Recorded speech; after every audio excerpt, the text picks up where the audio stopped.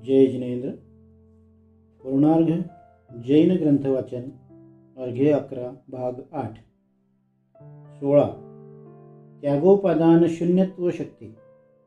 जीव ज्याचा नित्य तादात्म्य संबंध आहे अशा आपल्या अनंत गुण वैभवाचा कदापि त्याग करीत नाही।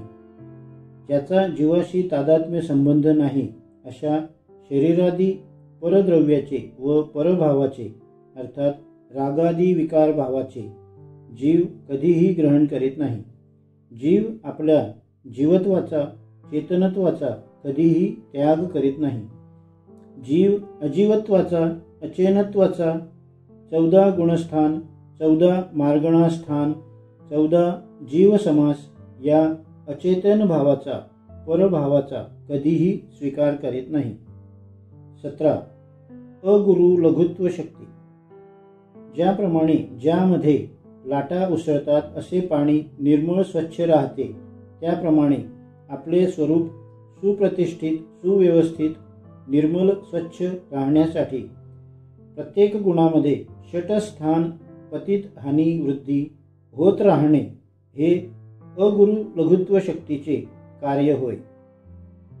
18 उत्पाद व्यय ध्रुवत्व शक्ती। प्रत्येक वस्तू पर्याय रूपाने उत्पाद व्यय रूपाने परिणमनशील आहे व गुणधर्म द्रव्य धर्म रूपाने ध्रुव रूप अपरिणमनशील आहे।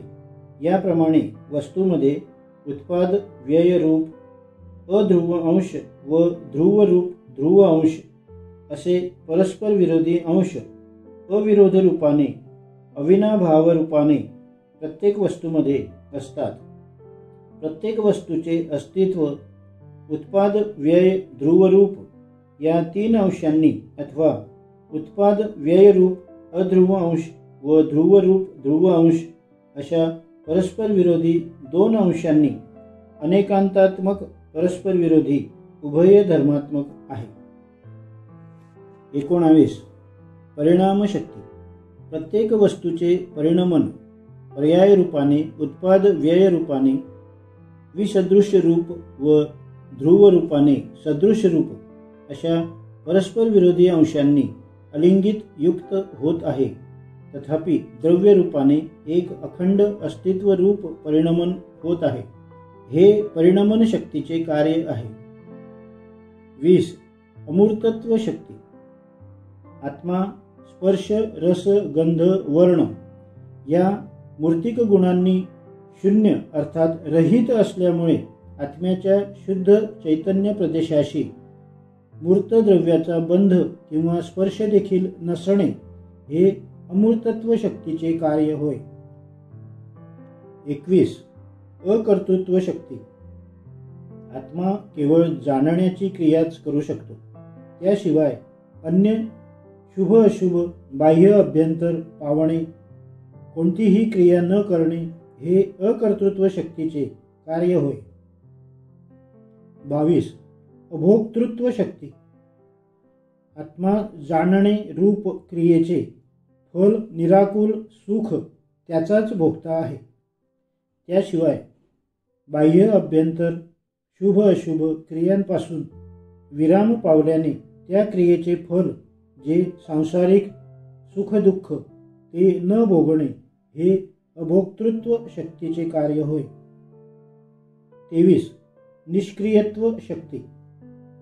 कर्माच्या संयोगात हा जीव मन वचन काय यांच्याद्वारे योग शक्तीच्या द्वारे आत्मप्रदेशाचे हलनचलन रूप क्रिया व एका क्षेत्रावरून अन्य क्षेत्रात गमनरूप क्रिया करीत होता।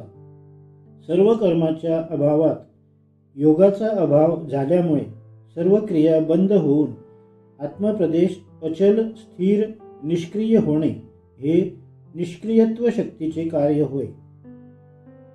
24 नियत प्रदेशत्व शक्ती। कर्माच्या संयोगात जीवाचे आत्मप्रदेश संकोच विस्तार शक्तीमुळे शरीर प्रमाण अनियत आकार लहान मोठ्या आकाराचे होत असतात। पण कर्माच्या अभावात किंचित न्यून अंतिम शरीर प्रमाण नियत आकाररूप नियत असंख्यात प्रमाण अर्थात लोकाकाश प्रमाण प्रदेश राहतात. हे नियत प्रदेशत्व शक्तीचे कार्य होय. 25. स्वधर्म व्यापकत्व शक्ती.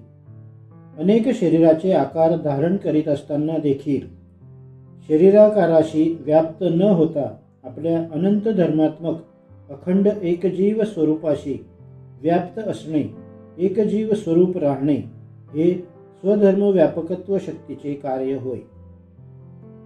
26. साधारण असाधारण साधारणा साधारण धर्मत्व शक्ती. स्वच्या अपेक्षेने आपले सर्व गुण आपल्या सर्व पर्यायामध्ये समान सदृश साधारणच असतात.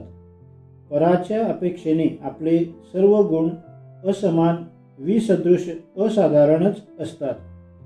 अस्तित्वाधिक काही सामान्य गुण पराच्या अपेक्षेने देखील अथंचित समान साधारण असतात, परंतु प्रत्येकाचे अस्तित्व भिन्न भिन्न असमान असाधारण असते. या अपेक्षेने स्व अस्तित्वाच्या अपेक्षेने अथंचित असाधारण असतात. याप्रमाणे प्रत्येक द्रव्यामध्ये तिन्ही प्रकारचे धर्म आढळून येतात. 27. अनंत धर्मत्व शक्ती. प्रत्येक शक्तीचे कार्य भिन्न भिन्न विलक्षण रूप असते. अशा विलक्षण अनंत शक्तीने युक्त अनंत शक्ती समुदायाचा अखंड एक पिंड रूप एकधर्मीपणा असणे हे अनंत धर्मवान एकधर्मित्व शक्तीचे कार्य होय. 28. विरुद्ध धर्मत्व शक्ती. प्रत्येक द्रव्यामध्ये सत असत, नित्य अनित्य, एक अनेक, तत् अतत् असे परस्पर विरोधी धर्म अविरोध रूपाने अविनाभाव रूपाने राहतात. हे विरुद्ध धर्मत्व शक्तीचे कार्य होय. 29. तत्वशक्ती. वस्तू सदा द्रव्य रूपाने तत्तत् रूप एक अन्वय रूप अद्वैत रूप असणे हे तत्वशक्तीचे कार्य होय. 30. अतत्वशक्ती. वस्तू प्रत्येक समयाला पर्याय रूपाने अतत् अतत् हा तो नव्हे याप्रमाणे व्यतिरेक रूपाने द्वैत रूप परिणमन करीत आहे, ते अतत्व शक्तीचे कार्य होय. 31. एकत्व शक्ती. वस्तू आपल्या सर्व पर्यायामध्ये एकद्रव्य रूपाने असणे हे एकत्व शक्तीचे कार्य होय. 32. अनेकत्व शक्ती. प्रत्येक द्रव्य आपल्या अनेक पर्यायामध्ये अनेक रूपाने प्रगट होणे हे अनेकत्व शक्तीचे कार्य होय. 33. भावशक्ती. वस्तू आपल्या सर्व अवस्थेमध्ये द्रव्य रूपाने सदा भावरूप अस्तित्वरूपच असते, हे भावशक्तीचे कार्य होय. 34. अभाव शक्ती. वस्तूचा एक पर्याय हा दुसऱ्या पर्यायात अभावरूप नास्तिरूप असतो, हे अभाव शक्तीचे कार्य होय. 35. भावाभाव शक्ती.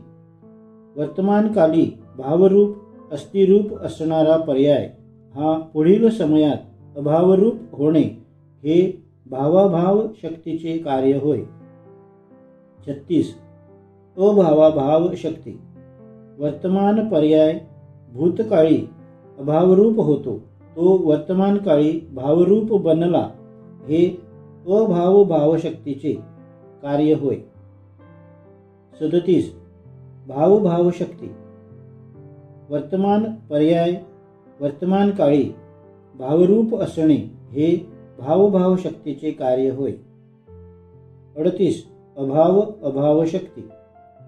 अभवत पर्याय अर्थात वर्तमान काळी नसलेला पर्याय भूत पर्याय किंवा भावी पर्याय त्याचा वर्तमान काळी अभाव असणे हे अभाव अभाव शक्तीचे कार्य होय.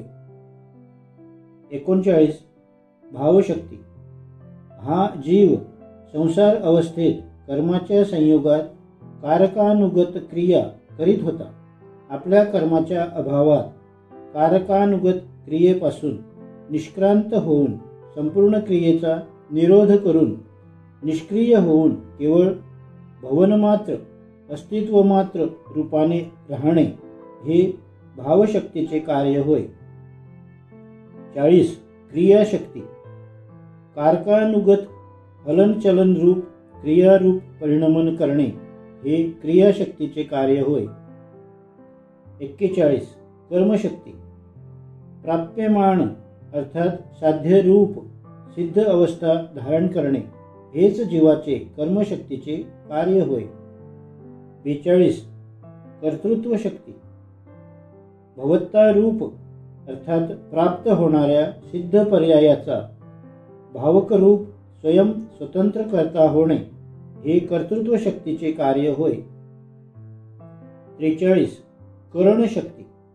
प्राप्त होणाऱ्या सिद्ध पर्यायांचे स्वयं साधकतम करण बनणे हे करणशक्तीचे कार्य होय. 44.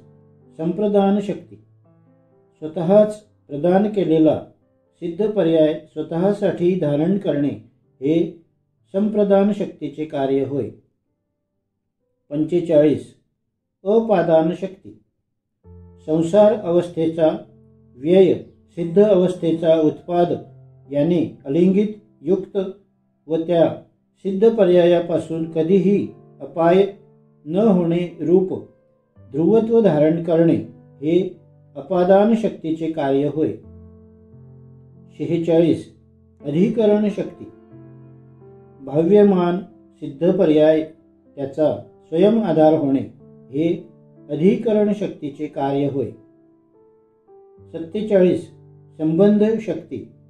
केवळ आपल्या स्वभावाचाच आपणाशी स्वस्वामी संबंध समजणे हे संबंध शक्तीचे कार्य होय.